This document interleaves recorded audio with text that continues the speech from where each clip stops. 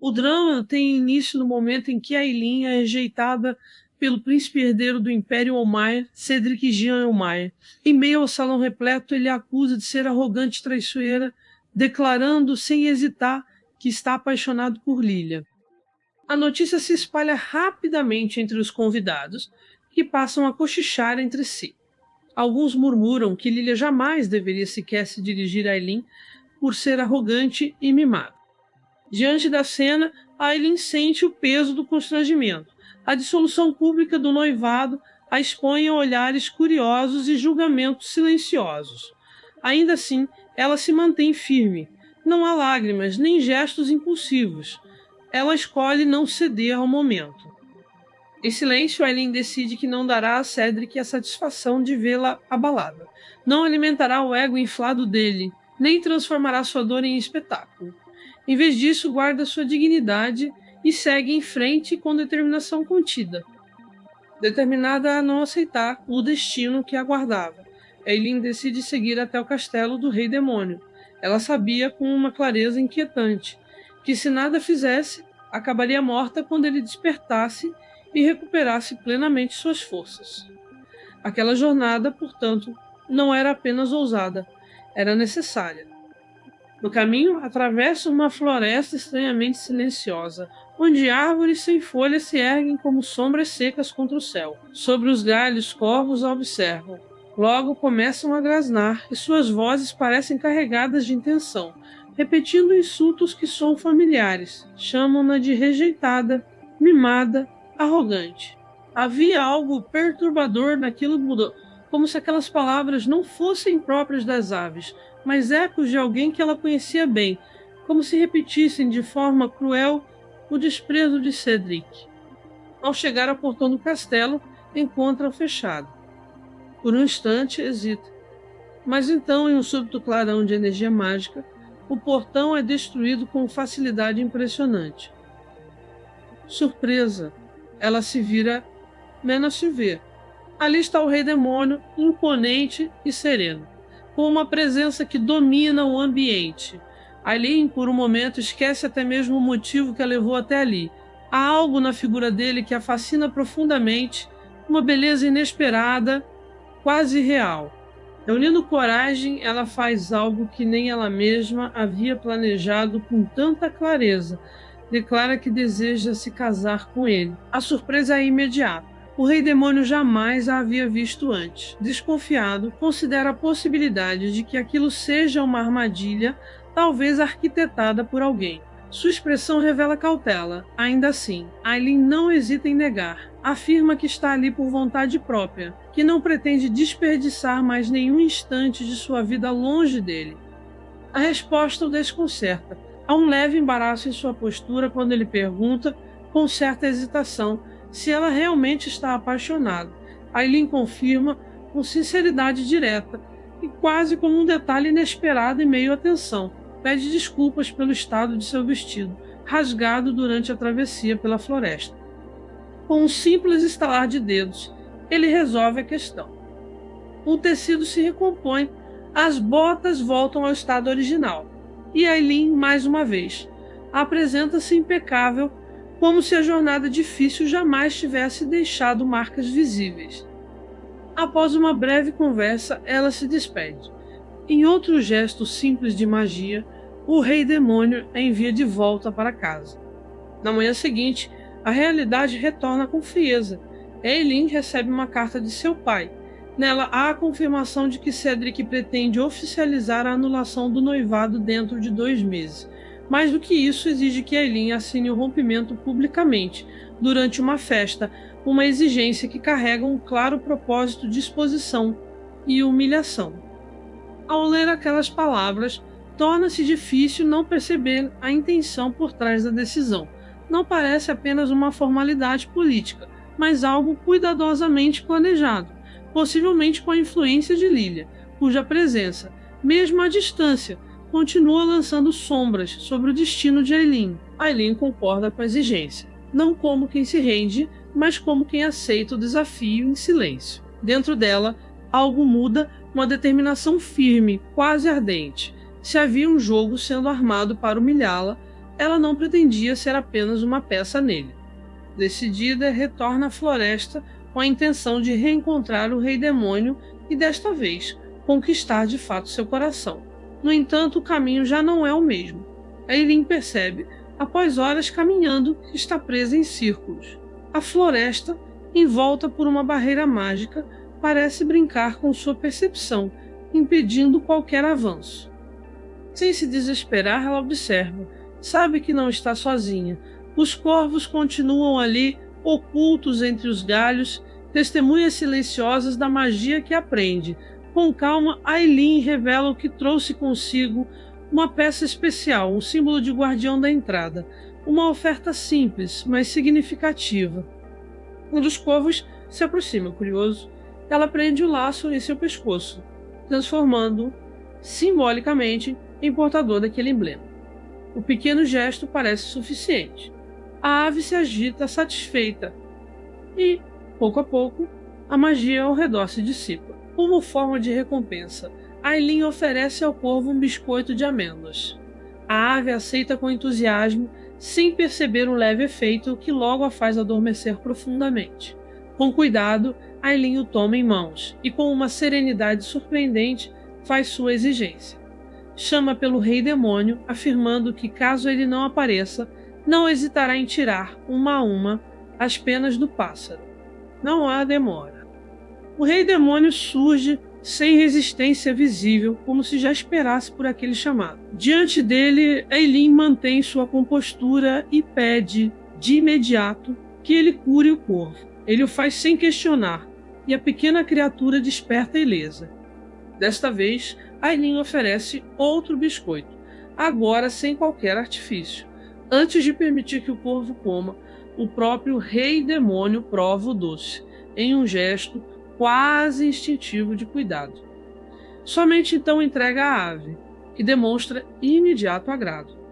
Entre gestos simples e silenciosos, algo começa a se construir. Ailyn renova então seu convite. Deseja que ele vá ao baile com ela. Antes que ele responda, um novo acontecimento interrompe o momento. Um corvo surge apressado, trazendo notícias urgentes. Um filhote de Fenrir desapareceu. A pequena criatura, descrita como um ser de aparência adorável, mas de natureza poderosa, conseguiu atravessar a barreira mágica e foi parar em um lugar inesperado, a escola que Ailyn conhece. Sem hesitar, ela se oferece para resgatá-lo. Ao chegar, encontra o filhote cercado por estudantes que o maltratam cruelmente. Ailyn carrega consigo um lenço pertencente ao Rei Demônio, cujo nome é Cloud, impregnado com seu cheiro. Ao perceber isso, o pequeno Fenrir muda imediatamente de postura. A agressividade cede lugar à confiança, e ele permite que ela se aproxime, aceitando o toque suave em sua cabeça. Mas a situação piora. Os alunos, longe de recuar, voltam-se contra Ailyn. Derrubam-na no chão e continuam a ferir o animal, puxando suas patas e chifres com crueldade. Então o ambiente muda. Por cima dos muros da escola, surge a mãe do filhote, imponente, assustadora, impossível de ignorar. O medo se espalha instantaneamente, e os alunos fogem, deixando para trás o que haviam iniciado. Ailyn, ainda no chão, reúne forças para levar o pequeno Fenrir até sua mãe. Sem palavras, a criatura o acolhe e desaparece além da barreira mágica, levando-o de volta à segurança. O silêncio que se segue é breve. Logo, outra presença surge, familiar e incômoda. Cedric aparece, como se atraído pelo caos. Com a mesma arrogância de antes, acusa Ailyn de ter ferido um demônio, tentando manipular a situação para culpar Lilia. Suas palavras soam vazias, mas carregadas de intenção. Então o céu se abre. O rei Cloud surge acima deles, grandioso, sua presença impondo silêncio imediato. Mas o que acontece em seguida é inesperado. Ele desce e, diante de todos, ajoelha-se perante Ailyn. Não há dúvida em sua voz ao agradecê-la. Ele reconhece sua coragem por não temer o filhote, nem sua mãe, e por ter agido quando ninguém mais o fez. Seus gestos não são grandiosos por vaidade, mas sinceros em significado. E, diante daquele cenário, ele faz sua escolha. Aceita o convite. Diz que irá ao baile com ela e que dançará ao seu lado. Na manhã seguinte, o peso da realidade se impõe mais uma vez. O pai de Aileen fala com franqueza. Cedric não pretende apenas romper o noivado, ele quer arruiná-la. Seus empreendimentos farmacêuticos e agrícolas estão na mira, e se nada for feito, ela poderá perder tudo, ficando completamente falida. Aileen escuta em silêncio. Não há desespero visível, apenas uma decisão se formando. Sem demora, ela retorna ao castelo do Claude e apresenta uma proposta ousada. Pretende usar seus próprios recursos para reconstruir o castelo. A ideia, arriscada e até imprudente, nasce mais de sua determinação do que de cautela. Ela chega a mencionar o plano de criar uma pequena fazenda dentro das terras do castelo, garantindo produção de alimentos e alguma autonomia. Cláudio observa intrigado. Em resposta, ele abre um portal, revelando um pequeno filhote de Fenrir. A criatura atravessa o espaço mágico e corre até Aileen, saltando alegremente sobre ela. O momento quebra a tensão. O animal brinca com sua trança leve e despreocupado. Com carinho, Aileen amarra um laço azul em seu pescoço e decide chamá-lo de Lacinho. Mas o ambiente ao redor não acompanha a leveza da cena. O humor de Claude se reflete no céu. Nuvens escuras começam a se acumular, e o ar se torna pesado. O estado do castelo, com estruturas danificadas e tetos comprometidos, claramente o inquieta.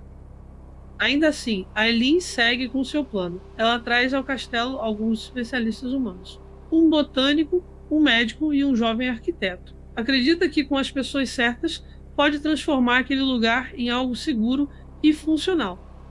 Ao apresentá-los, Claude estabelece uma condição clara. Os humanos não devem representar ameaça aos demônios. Seu objetivo é preservar um ambiente onde seus súditos se sintam seguros.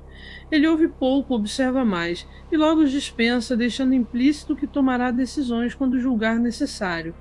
Percebendo a tensão, Aileen o questiona com cuidado. Pergunta se algo o incomoda, se ele está mais irritado do que o normal. Claude responde de forma direta. Ela confia demais nas pessoas. Aileen não recua. Afirma que acredita na construção de confiança, especialmente com aqueles que escolheu para trabalhar ao seu lado. Para ela, isso não é fraqueza, Menané, é estratégia. Claude, então, aponta o risco com clareza. Se ela não conseguir estabelecer um negócio sólido antes do baile, perderá tudo. Sua casa, sua posição, até mesmo a possibilidade de manter as aparências. Aileen sabe que ele não exagera. Mas a resposta dele em seguida é inesperadamente gentil. Ele diz que a aparência não importa, que o que realmente define alguém é o que carrega por dentro. E isso, segundo ele, não pode ser tirado. Aileen se vê, por um instante, sem palavras. Mesmo diante das incertezas, ela segue em frente. Confia a reconstrução do castelo a Kit, um jovem arquiteto de apenas 16 anos, e pede a Jasper que investigue possíveis desvios nos fundos de Claude. Aileen conta com Kit para ajudar na investigação. Donnie, responsável por perfumes e cosméticos, começa a trabalhar na criação de essências utilizando plantas da região. Com um destilador improvisado, surgem fragrâncias suaves de camomila e capim-limão, frescas e surpreendentes, algo que encanta Aileen. Mas nem tudo avança como esperado. Jasper recusa a investigação. Para ele, expor o estado financeiro e estrutural do castelo seria humilhante para Claude. A recusa, embora cuidadosa, provoca uma reação imediata. Claude se enfurece não apenas pela negativa, mas pelo que ela implica. E então, enquanto as obras começam a tomar forma, surge uma nova ameaça. Aileen recebe notícias preocupantes. Cartas estão circulando entre a nobreza, escritas em papel refinado, perfumado, seladas com uma rosa. Nelas, há ameaças direcionadas a Lilia, exigindo que se afaste de Cedric. O problema é claro, todos acreditam que Aileen é a autora. Ela nega, com firmeza, nunca escreveu tais cartas, mas os detalhes, o tipo de papel, o perfume, o estilo apontam diretamente para ela. É uma armadilha cuidadosamente construída, um jogo sujo que busca manchar ainda mais sua reputação. Mais uma vez, tentam colocá-la como vilã de uma história que ela não escreveu. O que mais pesa, no entanto, não são apenas as acusações que se espalham entre os nobres, mas a reação de Cedric. Ao tomar conhecimento das cartas, ele não hesita. Sem buscar explicações, sem conceder a Ailyn o benefício da dúvida, conclui que ela é a responsável. Em sua visão, aquilo apenas confirma a imagem que já havia construído dela. E então, de forma fria e definitiva, ele declara que jamais a perdoará. Finalmente, chega o tão aguardado dia do baile.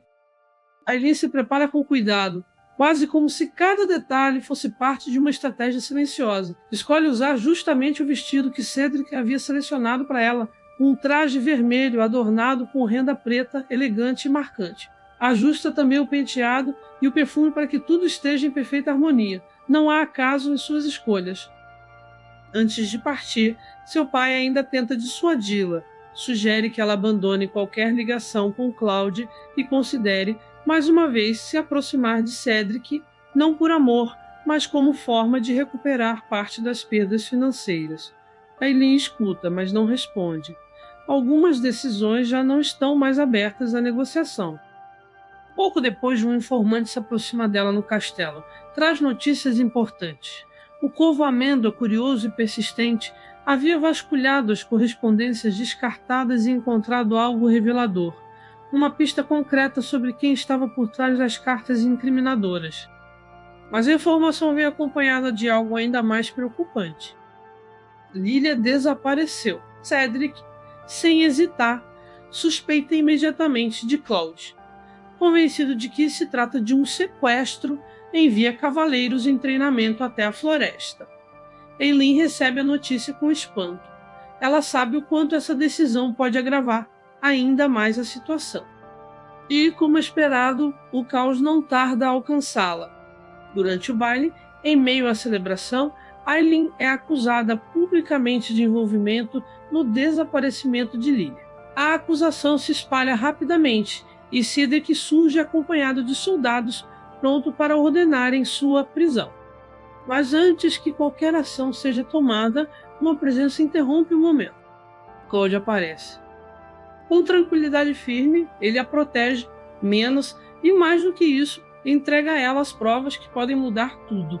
Ailyn então se posiciona diante de todos e revela a verdade. Explica com clareza como as cartas foram produzidas, o papel, a gramatura, o perfume, o selo de rosa. Todos os detalhes coincidem com os materiais usados por Lilia. Não se trata de suposição, mas de evidência. A revelação percorre o salão como um sopro repentino. Diante disso, Ailyn encara Cedric pela última vez com serenidade. Diz que no passado chegou a sentir afeição por ele, mas que isso já não existe, e que não há qualquer desejo de retomar o que foi perdido.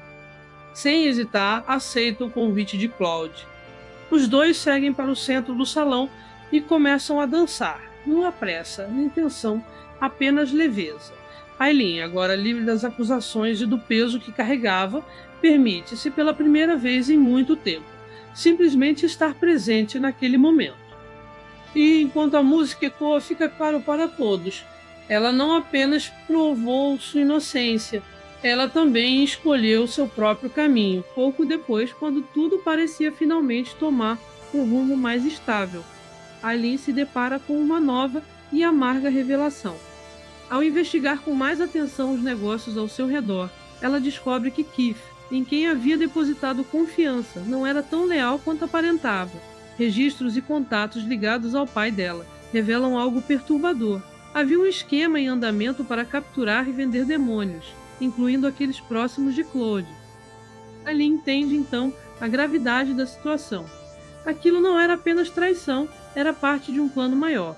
Em outra linha de acontecimentos, mais sombria, Cedric e Lilia usariam exatamente isso para provocar Claude, expondo a venda dos demônios e forçando-o a perder o controle, despertando sua forma demoníaca. Nesse estado, ele se tornaria vulnerável, permitindo que Lilia, portadora da espada sagrada, o derrotasse.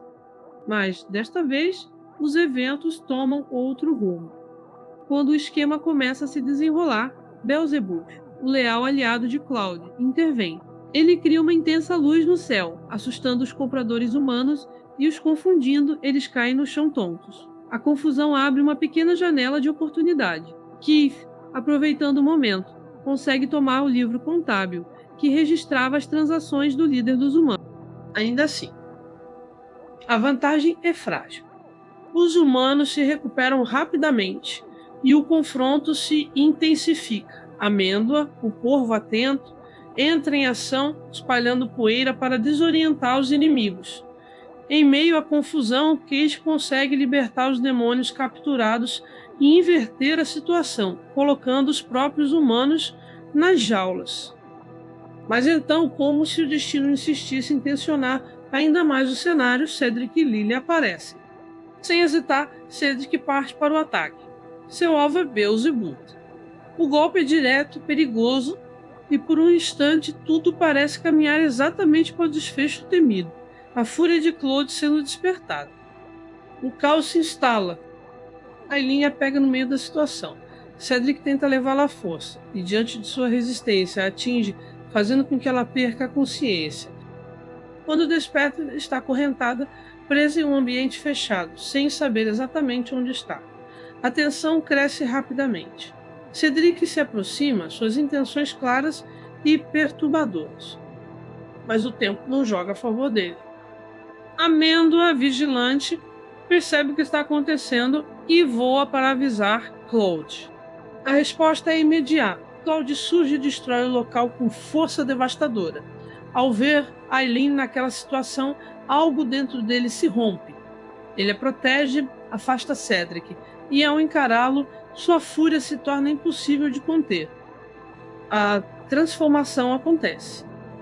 Claude assume sua forma de dragão demoníaco, imenso e aterrador.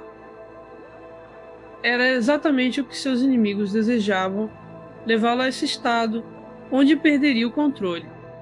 Lilia, vendo a oportunidade, empunha a espada sagrada. Para ela, aquele era um momento inevitável. Mas Aileen não permite. Mesmo exausta, ela se coloca entre eles. Toma a espada, meio um gesto que surpreende a todos, volta o poder dela contra si mesmo. Ainda assim, a lâmina não a fere. Em vez disso, Aileen recebe o poder da espada, concedendo-lhe uma energia diferente, pura. Sem hesitar, Aileen se aproxima de Claude em sua forma monstruosa. E o abraça, não há medo em seu gesto, apenas entrega. Suas lágrimas caem, carregadas de uma força silenciosa, e pouco a pouco a fúria de Claude se dissipa. A forma colossal cede, e ele retorna ao seu estado humano. O silêncio que se segue é profundo. Aileen permanece de pé, embora visivelmente exausta. Não há ferimentos graves, apenas o peso do que enfrentou. Mas, acima de tudo, há um resultado claro. Claude está salvo. E ela também. Depois de tudo, o que poderia ter terminado em tragédia se transforma em algo inesperadamente diferente. Uma prova de que, mesmo diante do pior cenário, suas escolhas foram capazes de mudar o destino. Se você chegou até aqui e acompanhou toda essa história, já deu para perceber o quanto ela é intensa e cheia de reviravoltas fascinantes. Então já aproveita e deixa o seu like, porque isso ajuda muito o canal a continuar trazendo conteúdos assim.